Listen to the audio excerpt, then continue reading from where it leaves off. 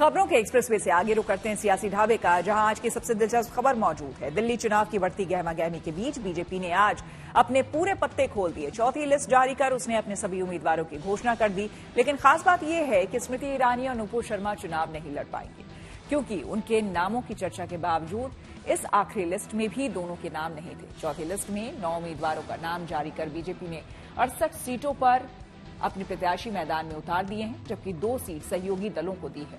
अब चुनाव प्रचार में आम आदमी पार्टी बीजेपी से लेकर कांग्रेस तक ताकत झोंकने में जुट गई है। इन सबके बीच सियासी वार पलटवार का सिलसिला जारी है।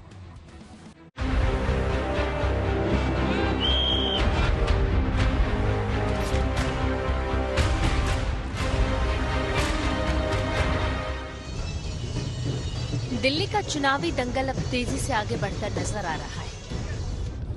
आम आदमी पार्टी, कांग्रेस और बीजेपी तीनों पार्टियों ने चुनाव के लिए खुद को झोंक दिया है।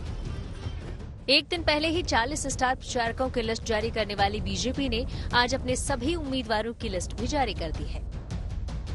चौथे लिस्ट में 9 नाम के साथ बीजेपी ने 68 सीटों पर अपने उम्मीदवारों का ऐलान कर दिया है। बाकी 2 सीटें उसने अपनी सहयोगी दलों के लिए छोड़ दी है। बीजेपी ने चौथे लिस्ट में जिन 9 उम्मीदवारों का ऐलान किया है, उनमें बवाना से रविंद्र कुमार को, वजीरपुर से पूनम शर्मा को, दिल्ली कैंट से भुवन तंवर को, संगम विहार से चंदन कुमार चौधरी को, ग्रेटर कैलाश से शिखा राय को, त्रिलोकपुरी से रविकांत उज्जैन को, शाहदरा से संजय गोयल को, बाबरपुर से अनिल वशिष्ठ को और गोकलपुर से प्रवीण निमेश को टिकट दिया है। जानकारी के मुताबिक दिल्ली विधानसभा की कुल 70 में से 2 सीट सहयोगी दलों को दी गई है। बुराड़ी सीट जेडीयू के लिए तो देवली सीट एलजेपी के लिए छोड़ी गई है। आम आदमी पार्टी और कांग्रेस अपने उम्मीदवारों की लिस्ट पहले ही जारी कर चुकी है। अब बीजेपी की आखिरी लिस्ट से भी ये जाहिर हो रहा है कि वो आम आदमी पार्टी के कद्दावर नेताओं की राह मुश्किल करने में कसर नहीं छोड़ रही। अरविंद केजरीवाल, आतिशी के सामने प्रवेश वर्मा और रमेश बिधूड़ी जैसे नेता को खड़ा करने के बाद अब बीजेपी ने ग्रेटर कैलाश से सौरभ भारद्वाज के खिलाफ शिखा राय को चुनावी मैदान में उतारा है, तो बाबरपुर से गोपाल राय के खिलाफ अनिल वशिष्ठ को प्रत्याशी बनाया है। कि रोज भारतीय जनता पार्टी नया चेहरा चलाती है। परसों तक जो है मीनाक्षी लेखी जी का नाम चल रहा था, फिर स्मृति ईरानी जी का चलने लगा, फिर कल कोई कह रहा था रोहन जेटली लड़ेंगे। तो मुझे नहीं पता कि कौन चुनाव लड़ेंगे, बट जो भी चुनाव लड़े हम चाहते हैं कि अच्छा बड़ा चेहरा लड़े। बहरहाल सौरभ भारद्वाज के खिलाफ अब बीजेपी उम्मीदवार का नाम सामने आ चुका है। दिल्ली के इस चुनावी रण में आम आदमी पार्टी, बीजेपी और कांग्रेस के बीच जुबानी जंग भी खूब चल रही है। बीजेपी शराब घोटाले को लेकर आम आदमी पार्टी को घेरने में जुटी है, तो आम आदमी पार्टी उसे बीजेपी की रची गई साजिश करार दे रही है। उन्होंने अपराध किया है, गुनाह किया है, इस बात के लिए माफी मांगनी चाहिए। बगैर सैंक्शन के अरेस्ट किया है, इस बात के लिए सार्वजनिक रूप से प्रधानमंत्री जी को माफी मांगनी चाहिए। आपने एक मुख्यमंत्री को, उप मुख्यमंत्री को, एक सांसद को तथा कथित शराब घोटाले में जिसका न सिर था, न पैर था, न सच्चाई थी, उस मामले में बगैर सैंक्शन के अरेस्ट कर लिया। शराब घोटाले के संजय सिंह भी अभियुक्त हैं, और वो जितने रेस्टोरेंट ओनर्स और जो बड़े बड़े मॉल्स वगैरह हैं जिनकी जिन्होंने डिमांड पर इन्होंने 25 साल से 21 साल आयु कराई थी, रात के 3 बजे बैठक हुई थी, न्यायालय ने इनको कोर्ट भेजा था। और संजय सिंह याद कर लेना प्लीज, कोर्ट ने आपको शराब घोटाले में बोलने से मना किया है। ऐसा तो नहीं आप उसका उल्लंघन कर रहे हैं, एक बार सोच लीजिए।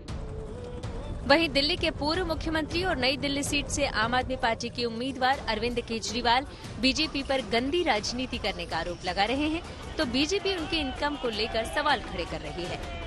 केजरीवाल के एफिडेविट को आधार बनाकर बीजेपी पूछ रही है कि साल 2014-15 के 7,42,000 के मुकाबले साल 2020-21 में विधायक के रूप में मिलने वाले वेतन के अलावा बिना किसी स्रोत के उनकी आय 44 लाख से ज्यादा कैसे हो गई।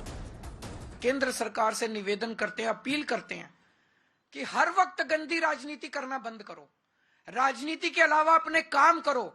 जो काम देश की जनता ने आपको दिया है, आपको चुन के भेजा है, आपके ऊपर भरोसा किया है, सबसे पहला काम तो होता है सुरक्षा और दूसरा होता है न्याय।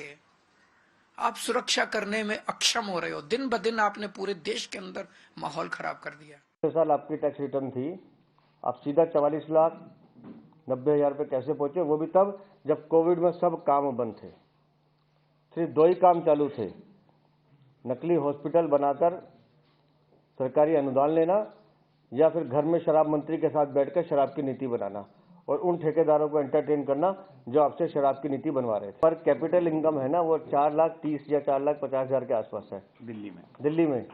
ये तो भाई साहब बहुत कम दिखा रहे हैं, कम से कम दिल्ली का ईमान रख लेते। आम आदमी पार्टी चुनाव में भले ही बीजेपी से अपना मुकाबला बताकर कांग्रेस को रेस से बाहर दिखाने की कोशिश कर रही हो, लेकिन कांग्रेस की तरफ से संदीप दीक्षित जोर लगाने में कोई कसर नहीं छोड़ रहे। ने कहा है माहौल गरवाया हुआ है, वो कांग्रेस का है। मैंने तो इतना ठंडा आम आदमी पार्टी और भारतीय जनता पार्टी का माहौल ही नहीं देखा। आज ना कोई केजरीवाल जी की बात कर रहा है, न कोई भारतीय जनता पार्टी की बात कर रहा है। पारंपरिक वोटर अलग है, वो अपना आप काम करो ना करो, बेचारा वोट दे ही देगा, बेचारा बेचारी। लेकिन हमको किसी पार्टी की तरफ से वो माहौल नहीं दिख रहा है। बस हाँ, हम ये फ्री कर देंगे, हम ये बांट देंगे, वो राजनीतिक लड़ाई थोड़ी है, वो तो दुकानदारी है।